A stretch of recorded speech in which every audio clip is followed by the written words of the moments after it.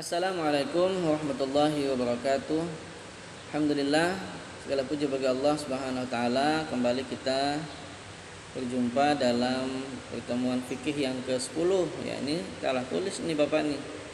Mestinya yang ke-10 ya, dalam materi binatang halal dan binatang haram. Semalam sudah dilihat belum? Sudah dibaca belum itu? Ada materi yang Bapak bagikan kurang lebih 2 minggu yang lalu, juga masih bicara tentang binatang halal dan haram. Kalau pekan lalu Bapak nggak sempat bikin materi maupun video karena kita sedang ada BIMTEK ya, sedang ada bimbingan teknis dari Kementerian Agama Kota Banjarmasin. Oke, anak-anak sekalian, sebagaimana makanan dan minuman, binatang juga ada yang boleh dikonsumsi dan ada yang tidak boleh dikonsumsi sebagai muslim. Artinya ada binatang yang halal untuk dimakan dan ada binatang yang haram untuk dimakan. Apa saja itu? Ya, biasanya binatang halal ini umumnya kita gunakan sebagai lauk pauk atau sebagai bahan dasar cemilan. Ya, ada kerupuk udang, ada bakso sapi, ada bakso ikan yang biasanya juga jadi cemilan yang berbahan dasar hewani. Maka harus dicek dulu bahan dasar hewani itu hewannya hewan halal atau bukan. Ya, kalau hewannya halal tentu boleh kita konsumsi, tapi kalau tidak maka haram kita untuk mengkonsumsi. Nah, binatang halal itu ada yang hidupnya di darat, ada yang hidupnya di laut atau yang di sungai. Ya. Semua yang hidupnya di lautan maka hukumnya halal.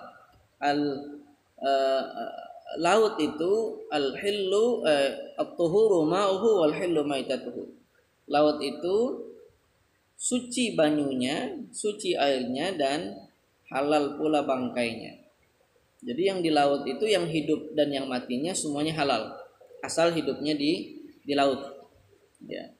Yang di sungai juga demikian, meskipun yang di sungai ada pembatasan atau ada batasan-batasan tertentu. Kalau binatang hidup di darat contohnya apa? Ya yang kita kenal, ada unggas, jenis-jenis unggas, ada itik, ada ayam, ada bebek, ada angsa. Ya semua ya angsa hidupnya di laut, di darat atau di air itu. Ya pokoknya yang di darat ya, ada jenis hewan unggas, termasuk juga burung juga jenis hewan unggas. Ada pula binatang ternak. Misalnya kayak sapi, kambing, unta, domba, apalagi ya binatang kelinci, ya kuda, dan semua yang hidupnya di darat yang tidak diharamkan. Nah yang ketiga ada namanya yang halal juga, termasuk dalam bagian hewan halal adalah bangkai ikan dan belalang. Nah semua bangkai ikan dan belalang selama masih dalam layak konsumsi dalam keadaan yang baik maka dia boleh untuk dimakan. Sebagaimana hadis Nabi Shallallahu Alaihi Wasallam, "Wahillat lana maitatan yal-hut wal jarat." Dihalalkan bagi kita dua bangkai, yaitu bangkai ikan dan bangkai belalang. Nah, itu yang dihalalkan. Yang halal sebetulnya banyak, maka itu tidak perlu banyak penjelasan. Yang harus kita ketahui adalah yang haram.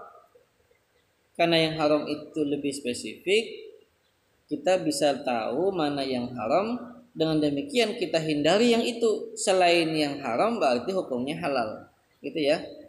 Jadi yang penting kita tahu yang haram yang mana, maka selain yang haram hukumnya halal. Nah, binatang yang haram itu tentu yang mengharamkan adalah bukan pemerintah, yang mengharamkan bukan buku, yang mengharamkan bukan ulama, melainkan haram itu ditentukan oleh syariat Allah Subhanahu wa taala. Maka haram itu ada yang termaktub di dalam Al-Qur'an, ada yang termaktub di dalam Al-Hadis. Yang dalam Quran cuma satu binatang yang Allah sebutkan, yaitu babi. Hurimat 'alaikumul maitatu wad-damu wa lahmul khinzir. Diharamkan atas kalian darah bangkai atau bangkai darah dan babi. Jadi babi satu-satunya nama binatang yang diharamkan langsung dari Allah Subhanahu wa taala. Selebihnya adalah binatang yang matinya tidak disembelih. Ada tercekik, terjatuh, ditanduk, dipukul, diterkam binatang buas. Ini semua yang Allah sebutkan hukumnya haram. Maka kalau kita ditanya apa itu bangkai? Bangkai itu apa coba? Ada yang jawab bangkai itu Pak binatang yang sudah membusuk. Ada yang jawab bangkai itu binatang yang sudah mati. Ada yang jawab bangkai itu yang sudah belalat. Betul nggak itu? Ada betulnya, tetapi kurang tepat. Karena bangkai itu dalam Islam adalah semua binatang yang matinya tidak disembelih. Itu namanya bangkai. Semua binatang yang matinya tidak disembelih namanya bangkai. Ada ayam ya keinjek kepalanya, kelindes sama ban, sudah tinggal mangap begitu, tapi sempat disembelih, maka hukumnya halal untuk dimakan. Menyembelih dengan menyebut nama Allah, lalu kemudian matinya ayam itu karena disembelih, maka hukum ayamnya menjadi tetap halal. Ya. Tapi sebaliknya, kalau misalnya kita beli ayam di pasar 4-5 ekor, gantung di belakang sepeda motor, pas lagi di jalan ada tunggul, ada polisi guring, dabuk, rupanya ayamnya tarabang, ya, tapi beikat. Karena beikat maka goyang-goyang dia. Karena goyang, habis melewati polisi tidur, kepalanya masuk ke dalam ban, terpulas, misalnya begitu. Mati ayamnya. Tapi rumah kita tinggal 10 meter lagi sampai. Lalu kita, ayamku ini mati sekalinya, maka hendak disembelih, sisa 3 aja lagi nang hidup. Sayang lah sudah, bawa aja ke rumah, parak aja sudah rumah aja. Lalu sampai di rumah, ayamnya sudah mati, tinggal dikuliti, tinggal disangak. Boleh atau tidak itu? Haram hukumnya. Kenapa? Karena ayamnya sudah menjadi bangkai. Kan belum busuk Pak. Nggak mesti busuk. Karena definisi bangkai dalam Islam, semua binatang yang matinya tidak disembelih. Paham tuh? Jadi babi yang disebutkan Allah dalam Quran secara langsung hukumnya haram. Bangkai juga begitu. Kecuali bangkai ikan dan belalang yang tadi kita sebutkan dalam jenis binatang halal. Kenapa disebut bangkai ikan dan bangkai belalang halal? Karena ikan itu semuanya hampir matinya tidak disembelih. Untung saja Nabi menyebutkan uhillat lana, dihalalkan oleh Allah bagi kita 2 bangkai. Karena haruan misalnya matinya dicatok tuh kepalanya. Yalah. Haruan dicatok kepalanya. Kada disembelih.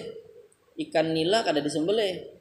Apalagi ikan mas kada disembelih, lele juga kada disembelih. Ya. Karena tidak disembelih, maka statusnya bangkai. Tetapi khusus bangkai ikan hukumnya halal. Ya. Maka yang kita makan ikan itu biasanya adalah bangkai.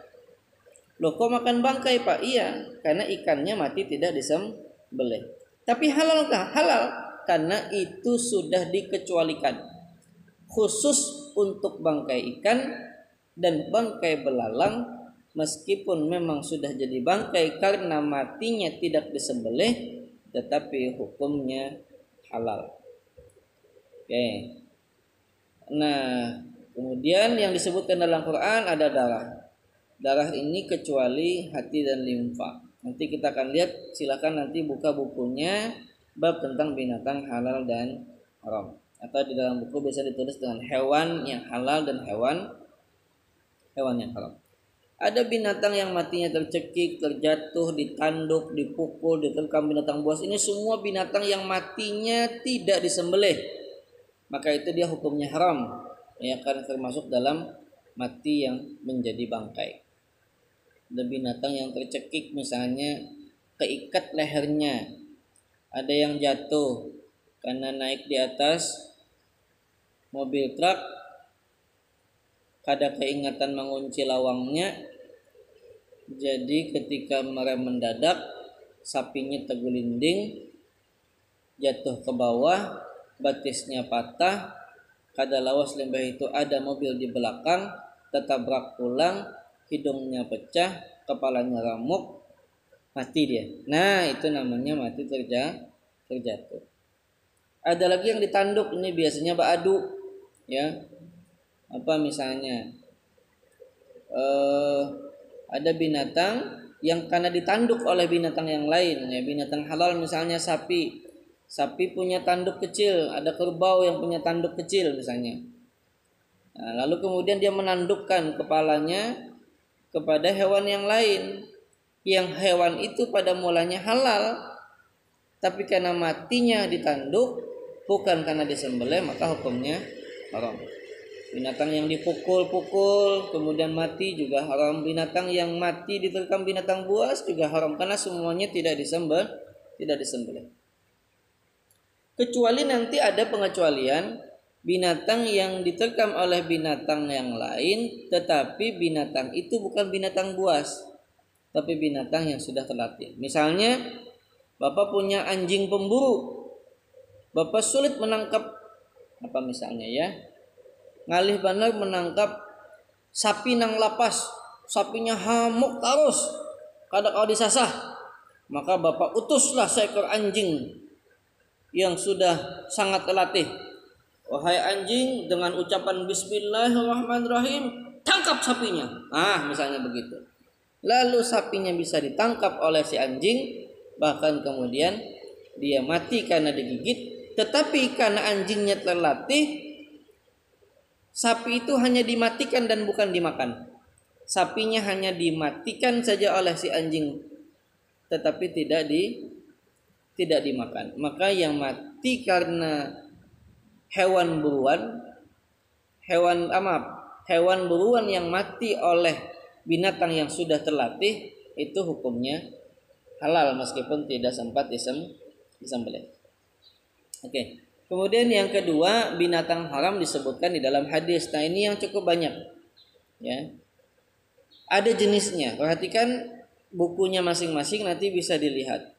Ada binatang haram itu disebutkan dalam hadis karena binatang itu harus dibunuh atau boleh dibunuh.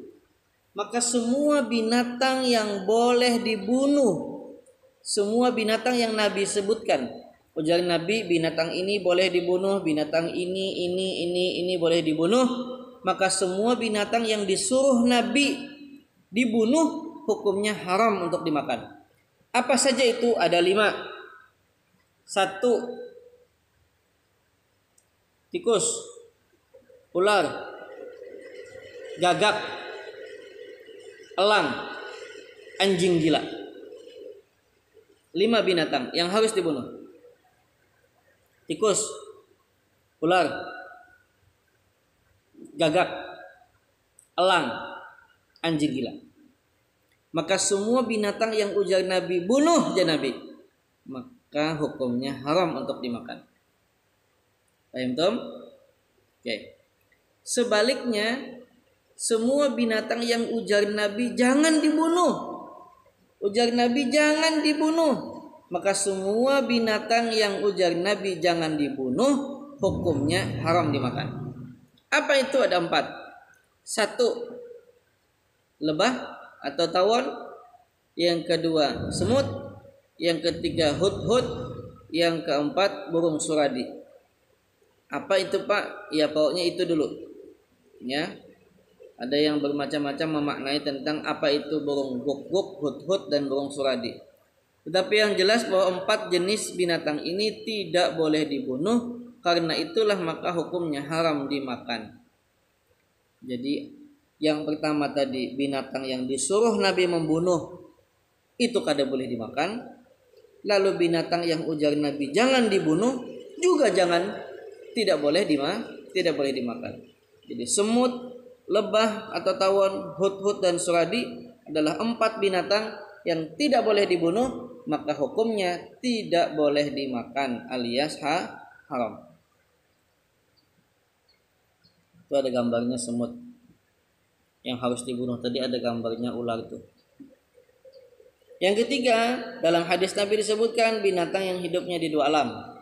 Jadi semua binatang yang hidupnya di daratan dan di air maka hukumnya haram dimakan. Meskipun ini ada perdebatan di kalangan ulama, tetapi kita ambil kehati-hatian. Contohnya apa? Kodok. Kodok itu di halaman kita ada, ini hidup ok. Karena di sungai ada pulang, ya. Di daratnya hidup, di banyu ini hidup. Maka binatang yang semodel ini hukumnya haram. Contohnya apalagi itu ada tuh, contohnya tuh. Kura-kura tuh. Kura-kura itunya di jalanan bisa berjalan, di sungai ini bisa hidup. Maka yang hidup di dua alam ini hukumnya haram berdasarkan hadis Nabi. Kemudian yang keempat, semua binatang yang bertaring dan kukunya tajam. Jadi semua binatang yang bertaring dan kukunya tajam meskipun kada buas. Kalau binatang buas nyata sudah karena pasti karnivora. Semua yang karnivora haram hukumnya. Tapi nang kada buas pang pak, tapi ada taringnya atau ada kuku yang tajam. Contohnya apa? Kucing. Haram hukumnya. Ya. Kalau nang sudah nyata itu harimau, singa, serigala, beruang, apalagi puma, cita, ya, monyet, apalagi ya semua yang punya taring dan kukunya tajam, maka hukumnya haram untuk dimakan.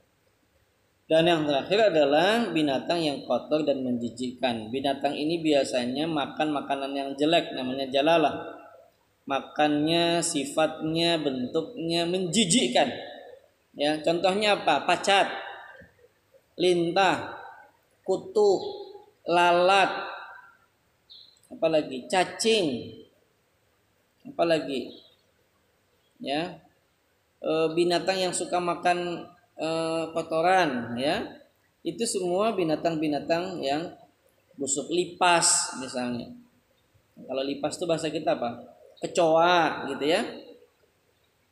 Nah, semua yang dianggap menjijikan dan kotor, tinggalnya di tempat yang rigat dan makanannya juga makanan yang rigat, dan kita pun melihatnya sebagai orang yang normal menjijikkan, maka binatang-binatang tersebut termasuk kategori binatang yang kotor dan menjijikkan, hukumnya haram berdasarkan hadis-hadis Nabi. Jadi itu kalau kita sudah bisa mengidentifikasi ini yang halal binatangnya boleh dimakan, ini yang haram baik berdasarkan Quran maupun hadis, semuanya statusnya sama, baik yang Quran tentu saja itu pasti, yang hadis juga kedudukannya sama. Maka yang diharamkan oleh Nabi tentu haram pula oleh seluruh kaum muslimin. Ya. Inilah yang harus kita jauhi. Maka itu berhati-hati dalam mengkonsumsi setiap makanan jika ada komposisi yang berbahan dasar hayawan, berbahan dasar hewani, yang di situ ada termasuk hewan yang diharamkan, maka kita tidak boleh mengkonsumsinya. Misalnya ada kandungannya lemak babi, maka makanan itu otomatis tidak boleh dimakan karena statusnya haram, karena di situ mengandung lemak babi. Atau misalnya kita datang ke tempat rumah makan, di situ tertulis jual sate kodok.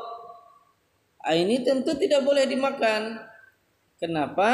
Karena dia termasuk binatang yang hidup di dua alam, yang berdasarkan hadis Nabi dia termasuk binatang yang haram. Oke. Maka yang halal yang kita konsumsi, yang haram kita jauhi. Baik tentu saja makanannya yang harus dijauhi, meskipun binatangnya tidak harus dijauhi, tapi harus berhati-hati. Ya. Kucing itu haram Pak, tapi bolehlah Pak dipelihara, boleh saja, ya. Tapi tentu tidak boleh dimakan. Ya. Di rumah itu Pak ada semut misalnya. Semut itu tidak boleh dibunuh, termasuk binatang yang tidak boleh dibunuh, maka hukumnya haram. Lalu Pak, apa kami harus menjauhi semut? Ya, ya tidak juga. Intinya yang penting tidak boleh dimakan. Oke ya. Sampai di sini dulu terkait dengan halal dan haram. silahkan dibuka bukunya, dan setelah ini kita ada latihan. Cukup dijawab halal atau haram untuk mengidentifikasi apakah binatang ini sudah bisa ditentukan hukumnya, statusnya apakah halal atau haram. Untuk ke depan kita akan lihat alasan apa yang membuat dia halal atau dia haram. Demikian, alhamdulillahirabbil alamin. Assalamualaikum warahmatullahi wabarakatuh.